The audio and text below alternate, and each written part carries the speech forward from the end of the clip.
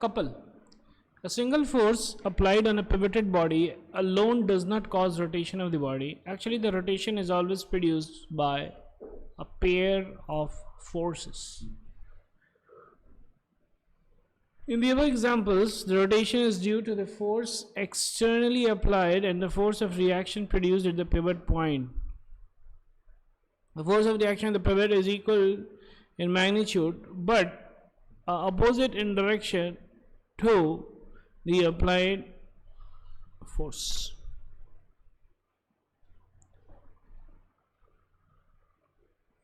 हम लोग जो है परसों ये कल यही वाला एग्जाम्पल किए थे, याद है क्या? सर नो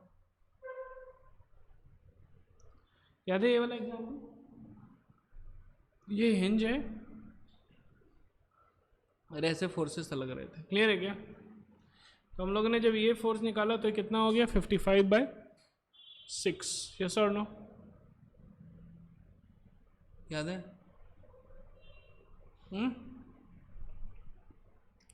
तो अब ध्यान से देखिए ये हिंज पे कितना फोर्स लग रहा होगा, क्योंकि सारा फोर्सेस नीचे है तो इसलिए हिंज पे फोर्स लग रहा है 20 + 10 + 15 + 55/6, क्लियर है क्या? क्योंकि वाई डायरेक्शन और एक्स डायरेक्शन में फोर्स भी तो जीरो होना चाहिए ना इक्विलिब्रियम के लिए, सर नो? केवल मोमेंट जीरो से होने से नहीं चलेगा, क्लियर है क्या?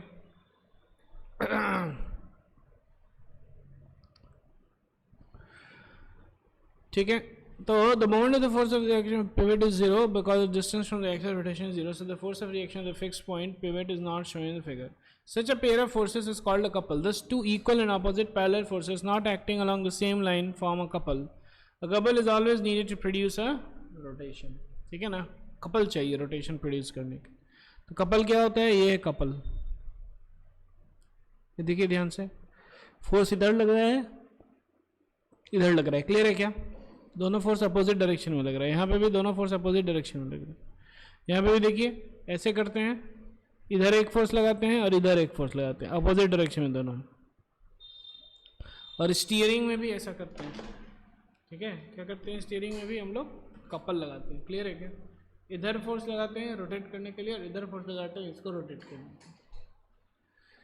Thus, two equal and opposite parallel forces not acting along the same line form a couple. A couple is always needed to produce a rotation. For example, when you open a door, the rotation of the door is produced by a couple of consisting of two forces. The force which we exert at the handle of the door, and second is an equal and opposite force at the reaction at the hinge.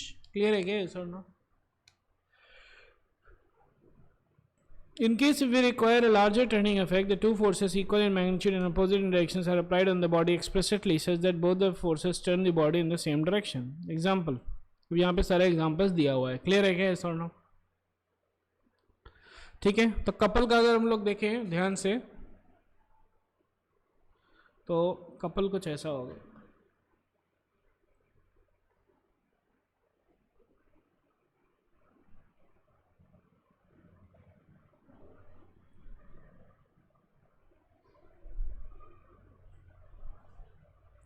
एक force इधर लग रहा है, दूसरा force इधर लग रहा है, क्लियर है क्या? यस और नो? यस और नो? इन दोनों के बीच में जो डिस्टेंस है वो मानिए d, क्लियर है क्या? यस और नो? तो कपल हो जाएगा F × d. है समझ में? न्यूटन मीटर जो है इसका यूनिट, क्लियर है क्या? समझ में आ रहा है? ये सब ठीक है. बहुत सारे एग्जांपल्स भी दिया हुआ है यहाँ पे कपल का. मोमेंट ऑफ अ कपल, तो देखिए मोमेंट ऑफ कपल क्या दिया हुआ है? F × d दिख रहा है क्या? यस और नो? हाँ. और इस केस में देखिए दोनों जो है एंटी क्लॉकवाइज मोमेंट प्रोड्यूस कर रहा है, दिख रहा है क्या? ये भी एंटी क्लॉकवाइज है, ये भी एंटी क्लॉकवाइज है. यस और नो? समझ में आ रहा है? क्लियर है क्या? यस और नो? ठीक है. Moment of couple is equal to the product of their either force and the perpendicular distance between the line of action of both the forces. यही है couple.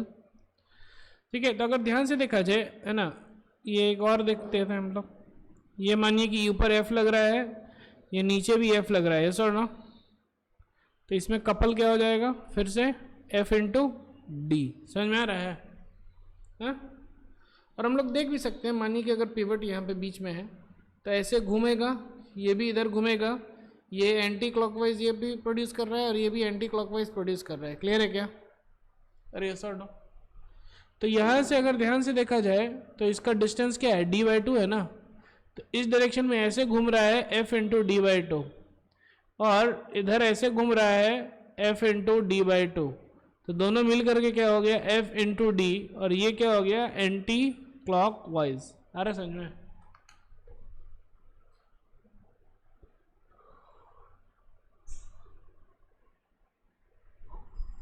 ठीक है। तो मोमेंट ऑफ कपल इधर force and into perpendicular distance, इधर force मतलब कोई सा भी फोर्स ले लीजिए और परपेंडिकुलर डिस्टेंस से मल्टीप्लाई कर दीजिए, वो हो जाएगा कपल। क्लियर है क्या? Equilibrium of bodies. अब इक्विलिब्रियम बॉडीज का मतलब क्या है? इक्विलिब्रियम बॉडी का मतलब होता है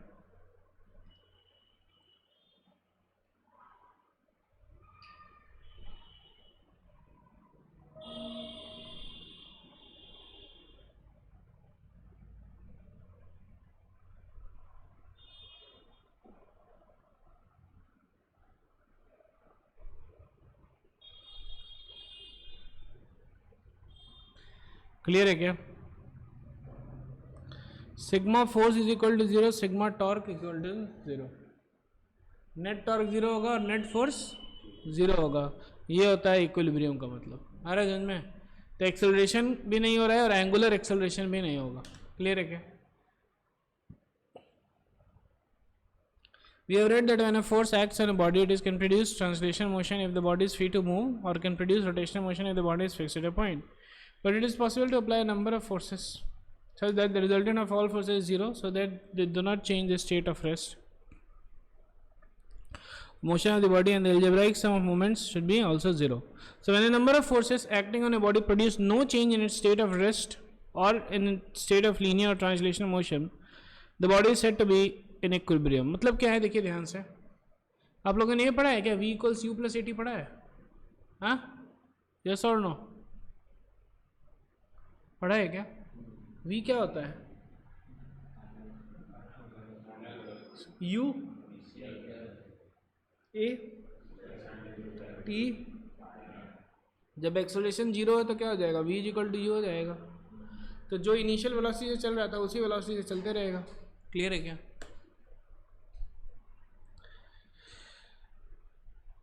काइंड्स ऑफ इक्विलिब्रियम। अब देखिए ध्यान से, कोई एक बॉडी जो है क्या है, रेस्ट पे है। क्या है? रेस्ट पे है। और ये इक्विलिब्रियम में भी है। क्या है? इक्विलिब्रियम में भी है, मतलब कि जो है एक्सेलरेशन 0 है। यस और नो? तो इसका इनिशियल वेलोसिटी भी तो 0 था, तो ये 0 पे था तो 0 पे ही रह जाएगा। क्लियर है क्या? तो इसको हम लोग बोलेंगे कौन सा, स्टैटिक इक्विलिब्रियम। लेकिन मानिए कि कोई बॉडी जो था वो 2 मीटर पर सेकंड से चल रहा है। क्लियर है क्या? या फिर कुछ भी वेलोसिटी u से चल रहा है। यस और नो? अब क्या हो जाएगा, v equals you plus AT। a जो है यहाँ पे 0 है तो v is equal to u हो जाएगा, मतलब कि इसी वेलोसिटी से ये चलता रहेगा। क्लियर है क्या? इसको बोलते हैं हम लोग डायनामिक। क्लियर है क्या? While a body remains in state of rest under the influence of several forces, the body is in static equilibrium. Examples, ठीक है, यहाँ पे देखिए एग्जाम्पल दिया हुआ है ना। एक ऑब्जेक्ट है रखा हुआ टेबल पे, आप इधर से खींच रहे हो F से और इधर भी खींच रहे हो F से, तो वो स्टैटिक इक्विलिब्रियम में। क्लियर है क्या? कोई acceleration.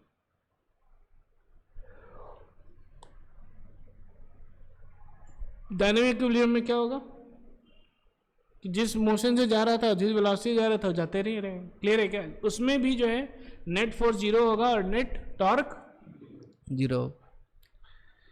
Example, rain drop reaches the earth surface with a constant velocity. ये इंपॉर्टेंट एग्जाम्पल है कि एक रेन ड्रॉप जो है, ठीक है, ये रेन ड्रॉप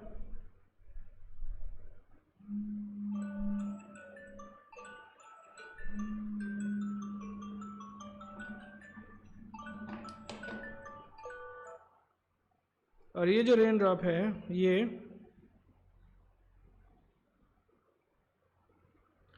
जिस वेलोसिटी से जा रहा है उस वेलोसिटी से ही जाते रहेगा। क्लियर है क्या? ऐसा ना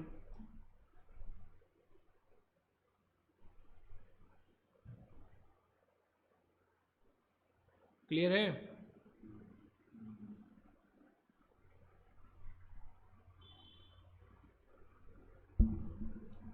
आगे बढ़े थे।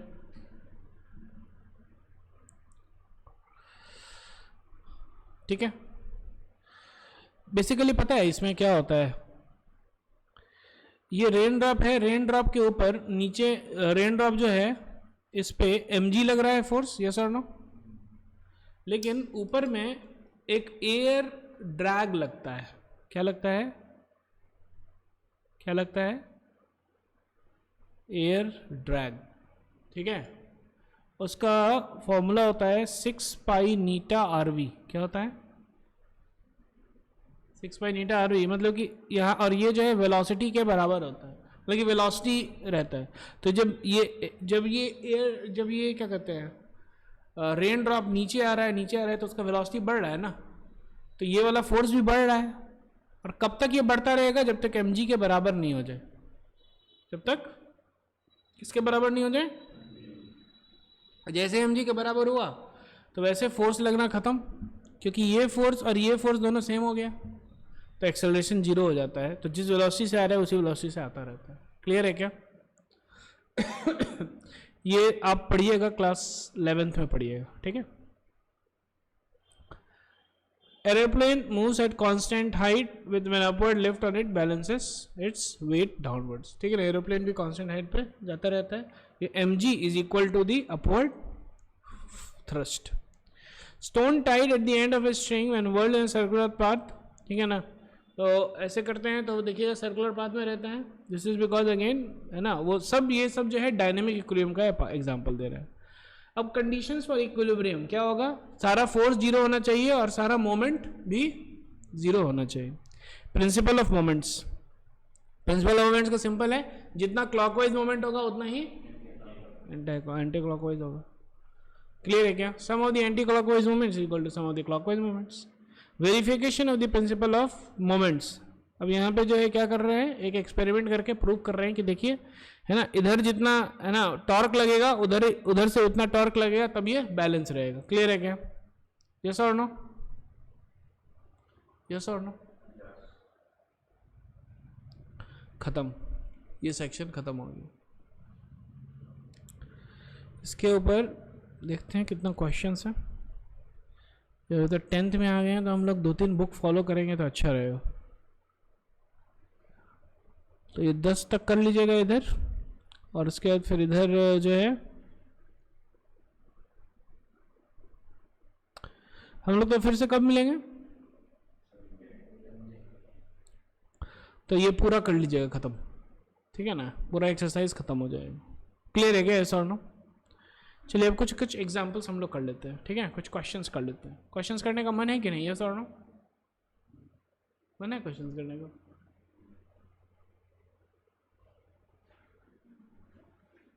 है मन?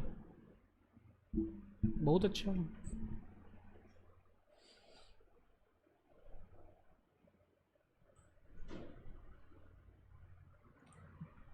अच्छा चलिए कीजिए।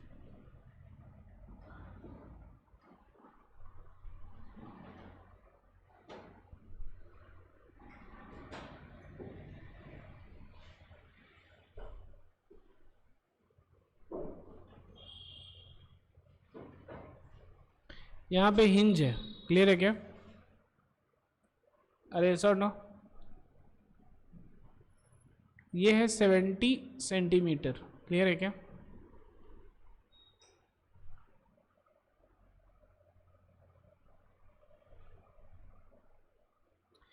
ये हो गया 100 centimetre. 40 Newton.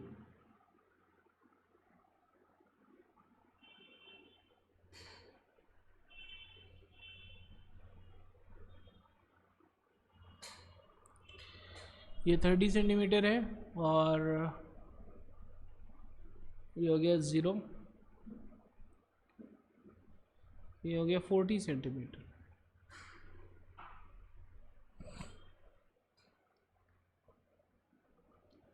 Twenty Newton's. Clear है क्या? यस और नो?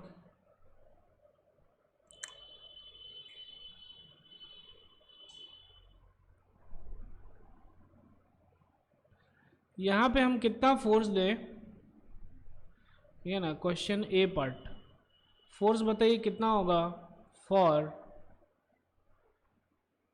इक्विलिब्रियम, ठीक है ना? And find